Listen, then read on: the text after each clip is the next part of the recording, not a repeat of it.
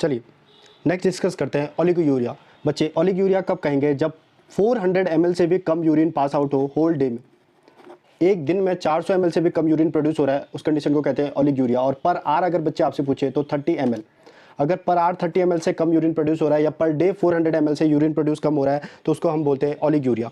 अगला है drug of choice of preeclampsia, आप बताएंगे मैग्नीशियम सल्फेट।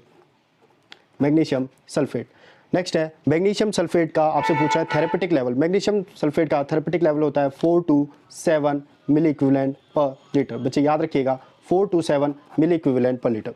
अगला है warning sign of magnesium toxicity.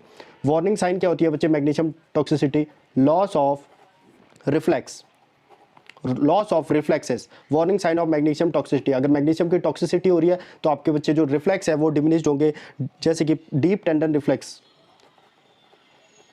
Patellar reflex, deep tendon reflex.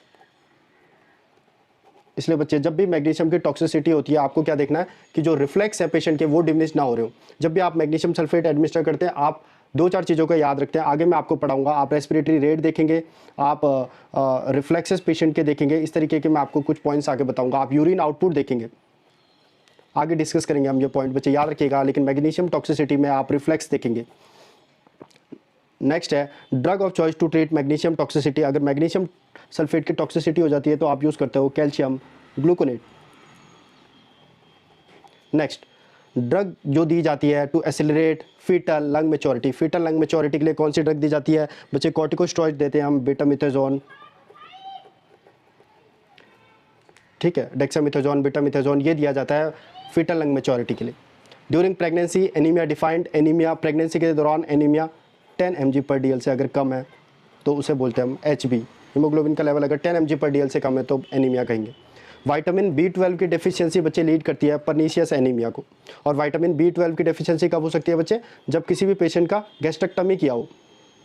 किसी पेशेंट का गैस्ट्रेक्टमी किया होगा तो बच्चे उसमें इंट्रिंसिक फैक्टर की डेफिशिएंसी होगी। आप ये जानते होंगे इंट्रिंसिक फैक्टर क्या करता है? विटामिन B12 को एब्जॉर्ब करता है, पर्नीशियस एनीमिया। एक और पूछा जाता है बच्चे वेगन पीपल, जो नॉनवेज नहीं खाते हैं, उन पेशेंट्स में, उन लोगों में किस चीज़ की कमी होती है बच्चे? विटामिन B12 की कमी होती है, डेफिशिएंसी होती है।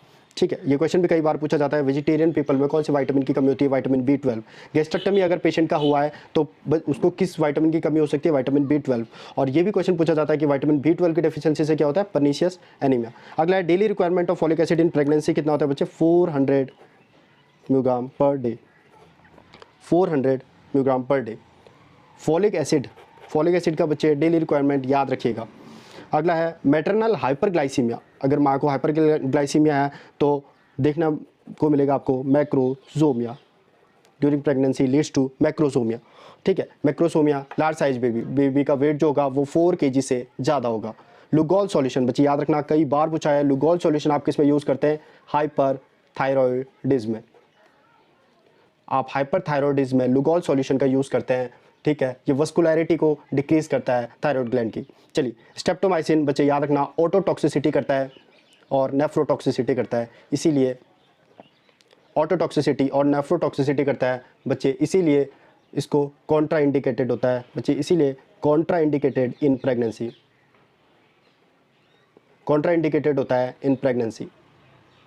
नेक्स्ट है मैक्रोसोमिया बच्चे, जो बेबी का वेट होगा वो 4 kg से ज़्यादा होगा। जब बच्चा डिलीवर होगा उसका वेट 4 kg से ज़्यादा होगा, मैक्रोसोमिया। पोस्टपार्टम हेमरेज कब बोलेंगे बच्चे? आफ्टर डिलीवरी अगर ब्लड लॉस 500 ml से ज़्यादा हो रहा है तो उसको बोलते हैं हम पोस्टपार्टम हेमरेज।